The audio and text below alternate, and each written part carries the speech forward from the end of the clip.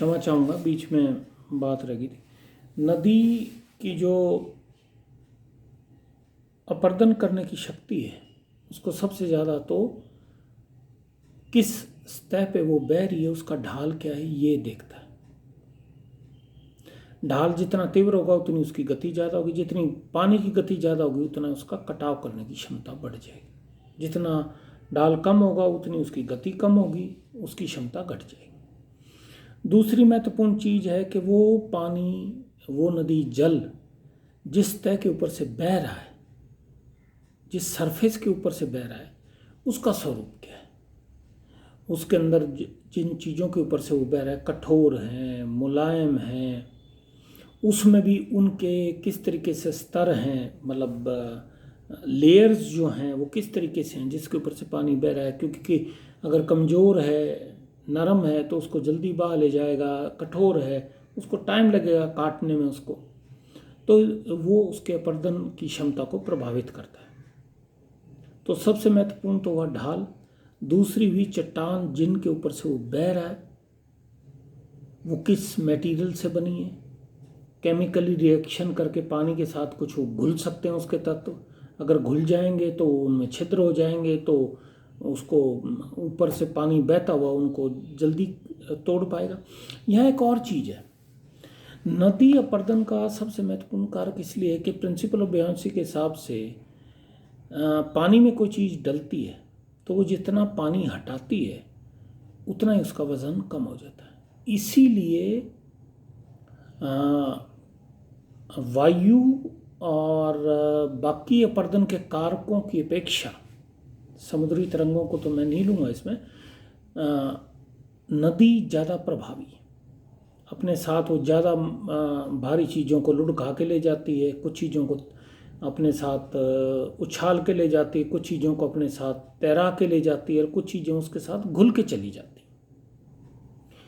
और ये सारी प्रक्रिया जो है इसको प्रभावित करता है नदी का वेग, पानी की मात्रा, इसमें कह सकते हैं जलोढ़ की मात्रा, कई चीज़ें जोड़ देते हैं। लेकिन मुझे ये लगता है कि कितना वॉल्यूम ऑफ वाटर है, पानी कितना उस नदी में है और उसका वेग कितना है, ये बहुत महत्वपूर्ण विषय।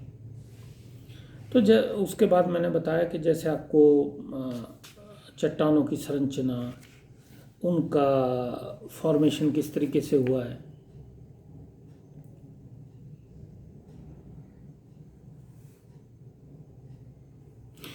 और एक और चीज़ इम्पॉर्टेंट है इस अपर्दन की क्रिया में कि जब नदी का पानी बह रहा है और वो अपने साथ चट्टानों के टुकड़ों को, मिट्टी को अपने साथ लेके आ रहा है, अगर उसमें उस अवसाद मीन्स जो उसके अंदर, पानी के अंदर जो चीज़ें मिल गई जो उसके साथ आ रही, अगर वो बहुत ज़्यादा हो जाएगी तो उसका वेग क्षीण हो जाएगा।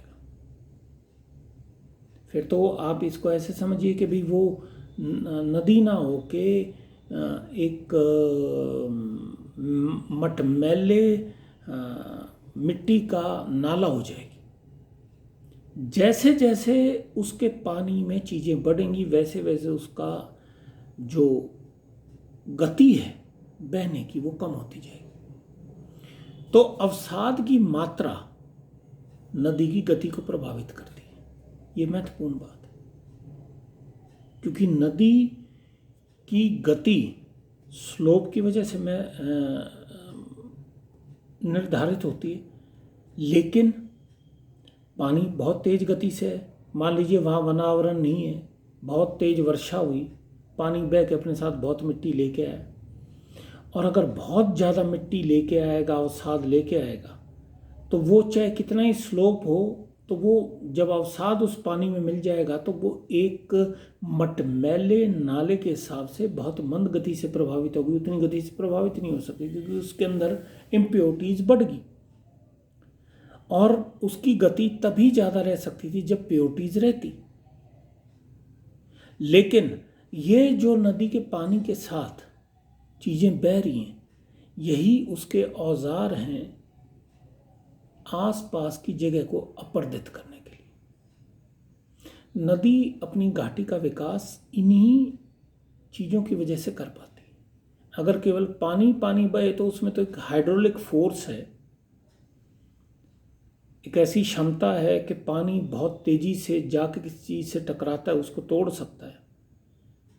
लेकिन अगर उसमें जलोढ़ की मात्रा नहीं तो वो उसको खुरच के, जिस तरीके से रेग मार या बढ़ई अपने रंदे को करता है, उसको खुरच नहीं सकते। तो आप इस चीज़ को ये समझिए, अगर मान लीजिए प्योर वाटर है और वो बह रहा है, बहुत तीव्र गति से बह रहा है, तो वो उन चट्टानों को तोड़ सकता है, कुछ हद तक बहा भी सकता है अपने साथ। लेकिन वो अपर्दन का एक महत्वपूर्ण कारक नहीं है, क्योंकि अपर्दन के औजार तो उसके पानी में है, उस नदी के पानी में। और उस पानी में वो जो औजार हैं वो अगर ज़्यादा हो गए तो भी दिक्कत है, और कम रह गए तो भी दिक्कत है। और ये मैंने आपको बताया कि नदी मतलब पानी में कोई चीज़ गिरती है तो जितना वो पानी हटाती है उतना उसका वेट कम हो जाता है। तो इसीलिए नदी की चीज़ों को ले जाने की क्षमता वायु की अपेक्षा बहुत अधिक है, बहुत दूर तक नदी ले जा सकती है उसको। और आप देखें तो जो ब्रह्मपुत्र गंगा का डेल्टा है, वहाँ तक भी निक्षेपण का कार्य चलता रहता। कुछ ऐसे सस्पेंडेड पार्टिकल्स हैं उस पानी के अंदर जो इवन वहाँ तक फ्लोट करते हुए उसके साथ जाते हैं और वहाँ जाकर निक्षेपित होते हैं। तो यहाँ मैं फिर दोहराऊंगा कि ढाल नदी जिस संरचना क्षेत्र और जिस तरीके के उसके रास्ते में चट्टानें आ रही हैं, उनके बेड्स किस तरीके से हैं, कौन सा नरम है कौन सा मुलायम है। देखिए यहाँ एक ध्यान देने वाली बात है कि भाई इन चीज़ों के बारे में कई विषयों में पढ़ा जाता है। अगर